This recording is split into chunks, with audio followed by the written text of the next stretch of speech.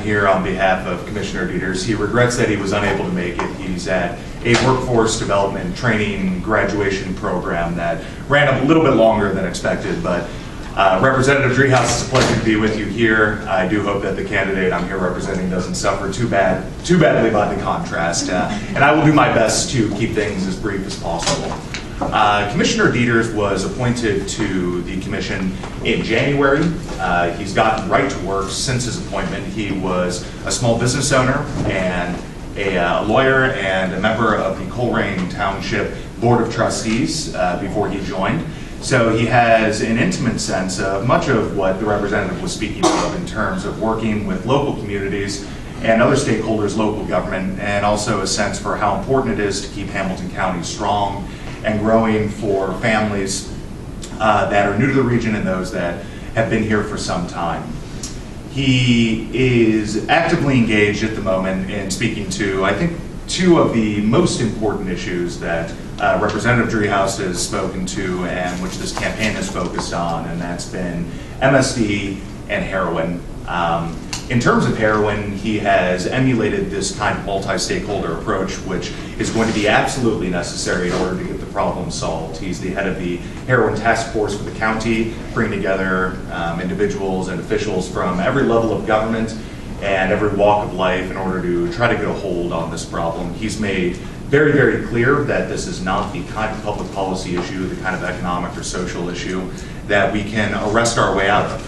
But it is important to recognize that there is an element of law enforcement involved in this problem that we need to address. That's why he's been endorsed by the Fraternal Order of Police. That's why they stand behind him in keeping Hamilton County communities safe. It's important that we deal with users with as much compassion as is necessary and as would be sound to kick the habit and to get them out of this terrible cycle of addiction.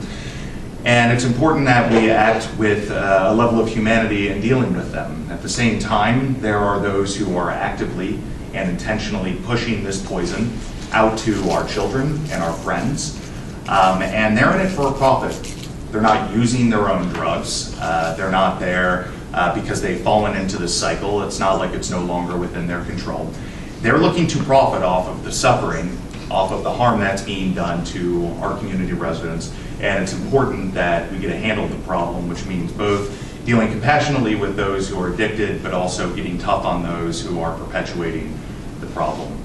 In terms of the municipal sewer district, the commissioner has made very, very clear that he's going to be seeking a new arrangement with the city and with other relevant actors, which looks out for ratepayers. Anybody who's been following the municipal sewer district over the last few years knows that almost everybody throughout this controversy, even as the dysfunction continues, seems to be taken care of. Labor unions that receive contracts under MSD work, they seem to be taken care of. The city of Cincinnati, the city government, which seems to be running wild, assigning random and extraneous budget items to MSD, seems to be taken care of. But it's the ratepayers who seem to be suffering the consequences year after year after year.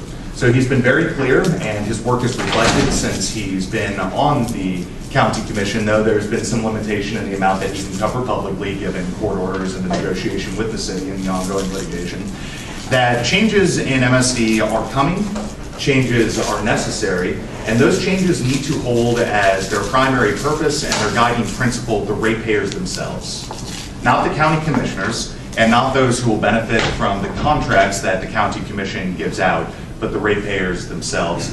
That's been reflected in the work that he's done so far, and that's the pledge that he would make to Hamilton County residents moving forward. And then finally, it's very important to Commissioner Deters, as again a former small business owner and somebody who has worked through tough times and a tight budget on the township level, to keep a handle on the county budget and to assure that while maintaining essential services, Hamilton County taxpayers are protected and are shielded to the extent that they can from yet another bill in the mail each month as they look to tighten their belt the way we should expect of government as well. So thank you for the time. I appreciate it. Thank you.